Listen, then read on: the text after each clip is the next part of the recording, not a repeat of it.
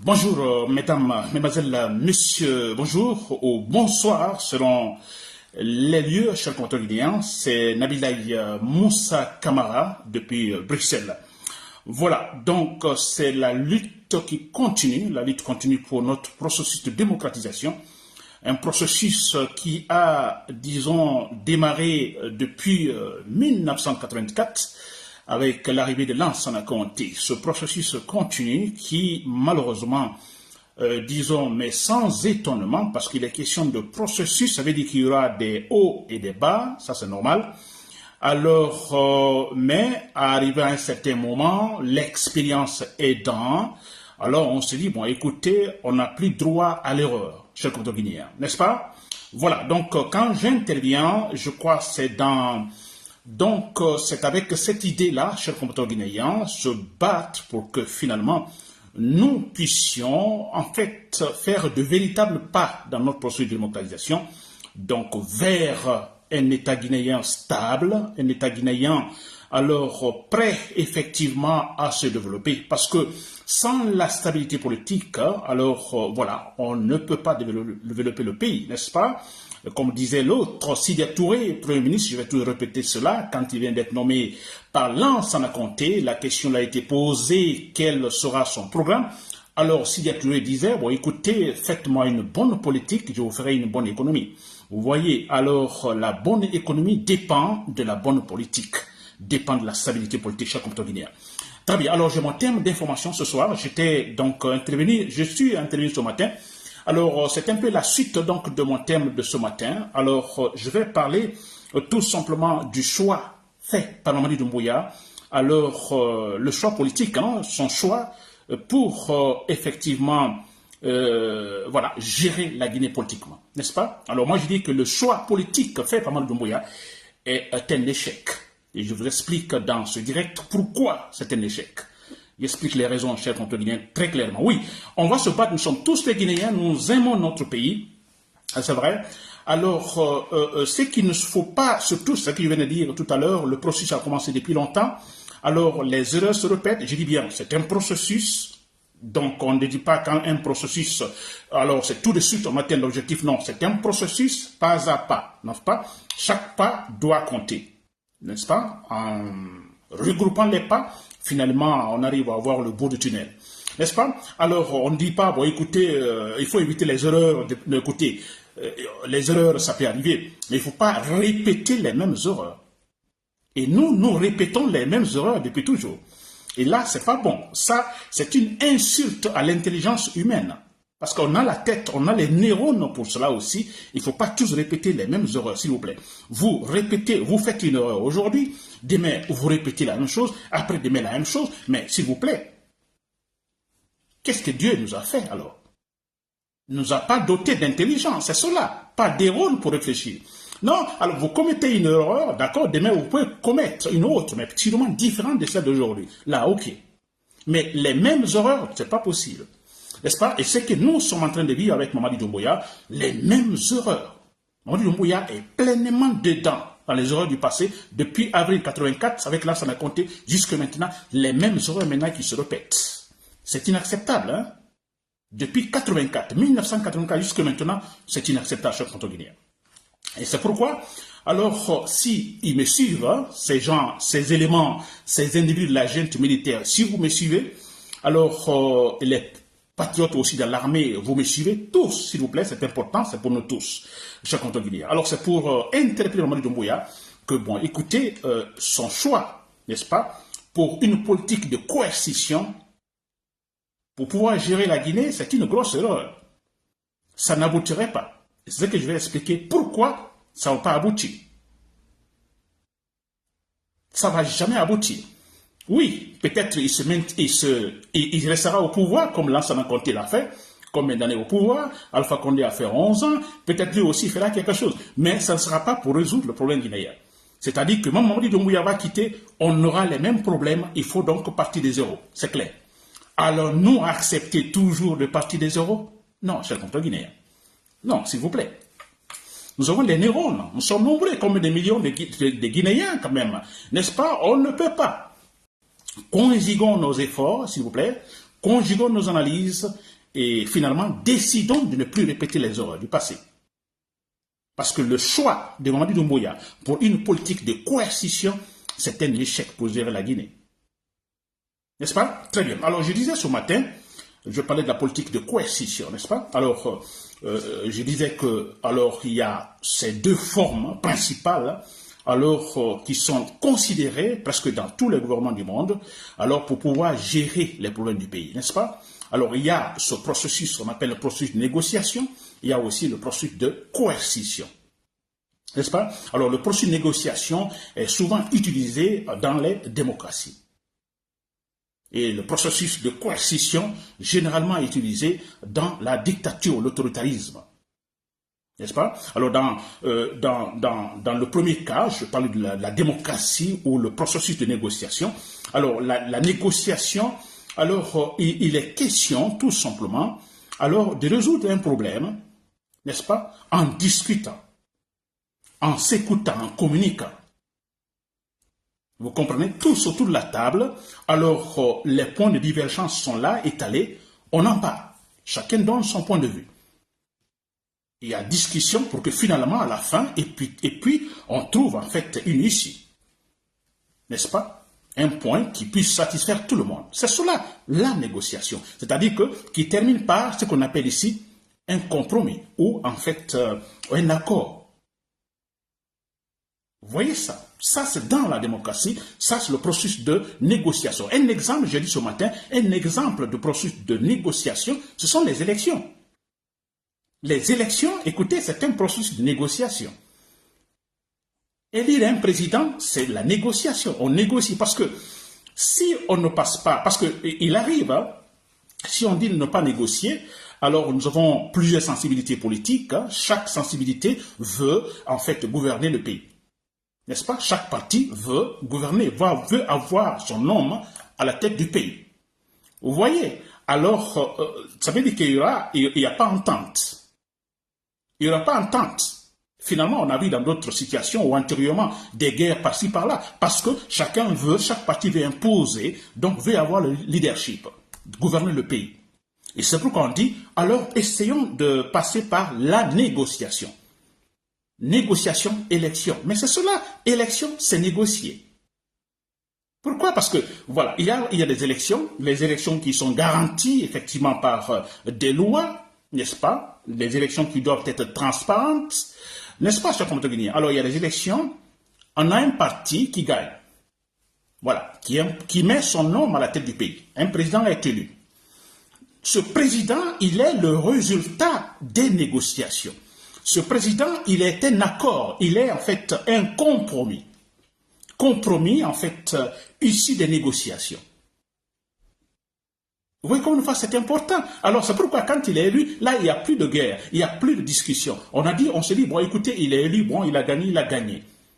N'est-ce pas? Les protagonistes ne vont plus se battre parce qu'ils disent que celui qui est élu, il est le résultat, en fait, des accords, le résultat des négociations. Voyez-vous, chers compatriotes guinéens, je pense que ce point est très bien compris. Je m'adresse à tous les Guinéens, aux militaires, à Mamadi Doumbouya et ses hommes. C'est-à-dire, c'est vrai, soyons intelligents, ne répétons pas les mêmes erreurs, Mamadi Doumbouya. C'est que vous faites là, vous n'aimez pas la Guinée, Mamadi Doumbouya.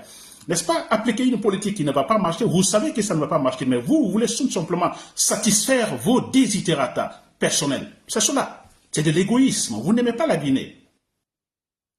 Parce que tantôt, dès que vous quittez, bon, écoutez, voilà. Table rase. On dit, bon voilà, on reprend. Mais c'est cela. Mais dis-donc, soyez intelligents, évitons cela, n'est-ce pas, chers compatriotes guinéens? Et voilà le but de ce direct, n'est-ce pas? Soyons intelligents, réfléchissons, analysons, chers compatriotes guinéens, évitons les souffrances pour rien. Aimons les générations futures, c'est cela. Parce que si Mamadi Doumbouya, vous voulez faire 20 ans, 30 ans, vous aussi au pouvoir, vous allez quitter, mais écoutez, ça a des répercussions sur les générations qui viennent, futures générations, mais c'est clair. N'est-ce pas? Très bien. Alors, je continue avec cette analyse. Alors, je parlais tout à l'heure de cette politique de négociation de la démocratie. N'est-ce pas? Alors, dans l'autre cas, c'est-à-dire la coercition, alors quand je parle de coercition, il est question de contrainte, de forcer quelqu'un à faire quelque chose contre sa volonté.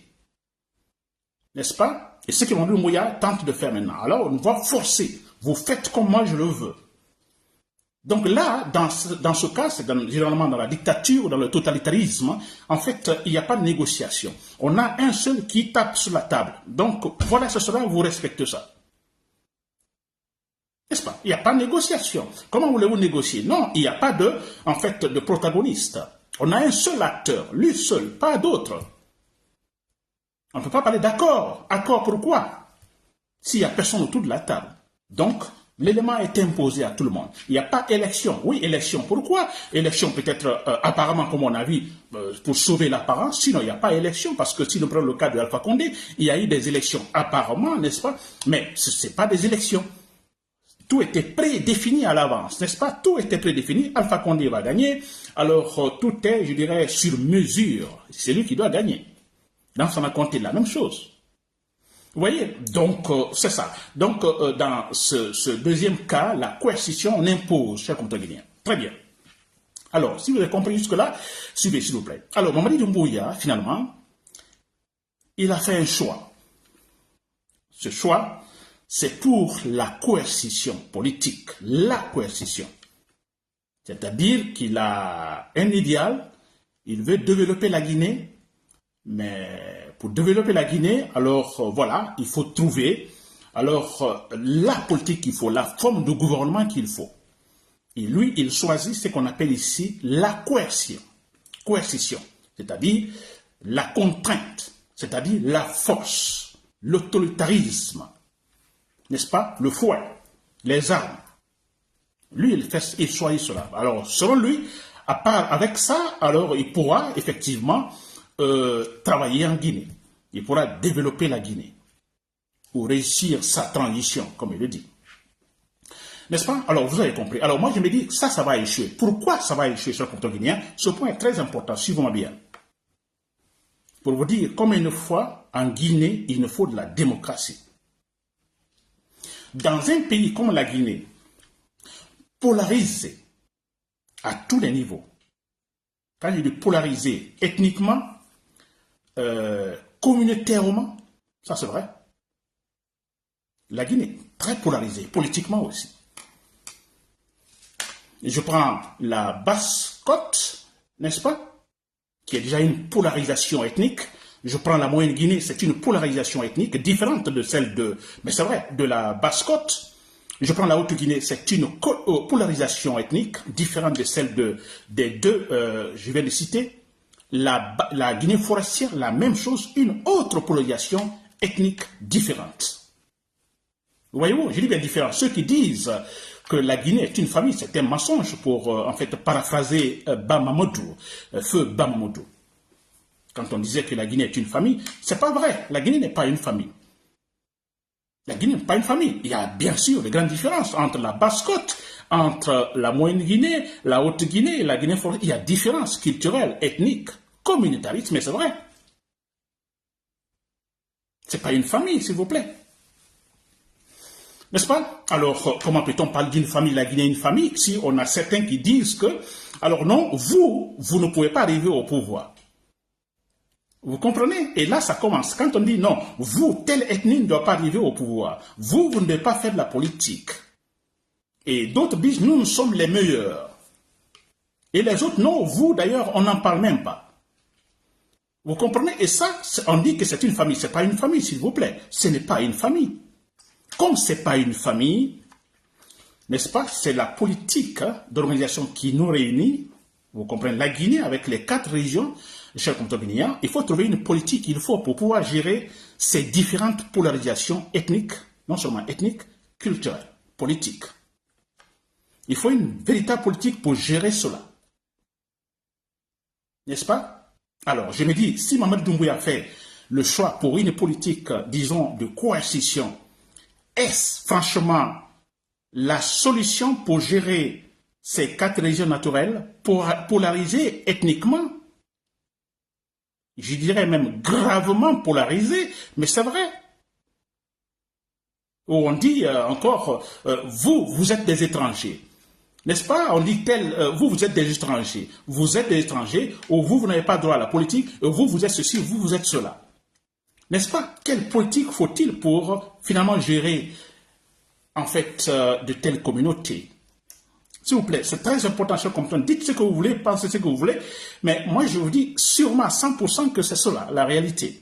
Alors, on ne va pas écouter, on ne fera pas Mamadou Doumbouya faire ce qu'il veut parce qu'il a envie de se maintenir au pouvoir. Ok, quand il va partir, bon voilà, on reprend. Ça c'est clair. Un autre état pour nous, n'est-ce pas? Très bien. Alors, Mamadou Doumbouya donc a fait son choix. Il faut, disons, de la coercition, c'est-à-dire il faut l'autoritarisme. Il faut en fait pas de liberté d'expression. Non, on ne veut entendre personne. Nous qui sommes au pouvoir, ce petit groupe va imposer ce qu'il faut, n'est-ce pas? En fait, ce petit groupe seul est au-dessus de la loi. N'est-ce pas, cher compteur guinéen?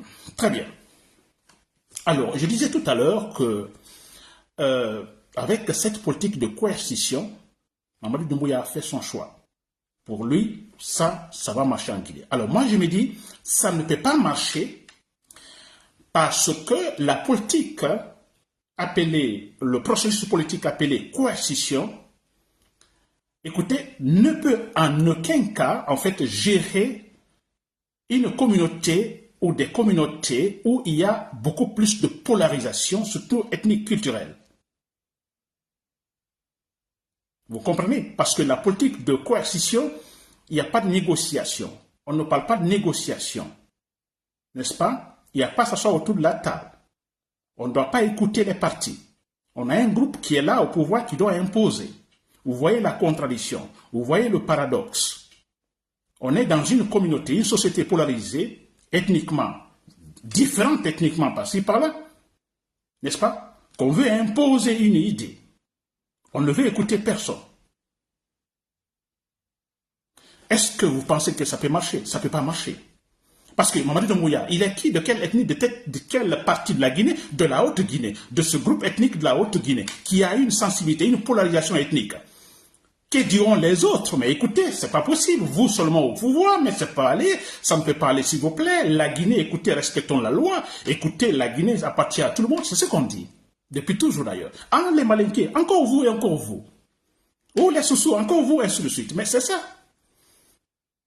N'est-ce pas? Donc, ça veut dire qu'il y aura toujours des tensions. Ça veut dire que l'instabilité ne sera jamais loin. De toute façon, il y aura toujours de l'instabilité. Il y aura toujours de la frustration. Il y aura toujours le mécontentement. Mais c'est vrai, c'est une réalité. On a un groupe ethnique qui arrive au pouvoir parce qu'on régale beaucoup les ethnies. Mamadou Doumbouya est au pouvoir, il est malinqué, mais c'est vrai. Et c'est vrai, et dans la réalité, c'est vrai. Mamadou Doumbouya est au pouvoir. Quels sont les gens qui sont plus favorisés? Ce sont les malinqués. Et regardez dans l'armée, ce sont les malinqués. Dans l'administration, ce sont les malinqués. Dans la police, partout. Mais c'est une réalité. Alors on a eu Dadis Camara qui est arrivé au pouvoir. On a vu la même réalité. Quand Dadis est arrivé au pouvoir, mais allez-y, dans l'administration, il y avait beaucoup plus de forestiers. À la police, je me rappelle, au commissariat, par exemple, disons, à Conakry, s'il vous plaît, mais c'était plein de gens venant de Beila, de Konyaké, bon, liés à Dadis Camara, de la forêt par-ci, par-là. C'est vrai, dans l'armée, plein de forestiers, c'est une réalité. Écoutez, c'est pas qu'on a, mais c'est une réalité. Là, on a compté la même chose. Vous voyez, donc il y a cette tension-là. Il y a cette tension, il y a tension. Alors, vous imaginez une politique qui va maintenant dire, bon, écoutez, vous vous taisez, moi je le fais. Et qui dit qu'il va le faire? C'est un malinqué, c'est un peul, c'est un sous-sous, etc. Donc, ça ne peut pas marcher. Il n'est pas, en fait, le résultat d'une négociation. Mamadou Doumbouya n'est pas le résultat, disons, il ne résulte pas d'une négociation. C'est-à-dire des élections.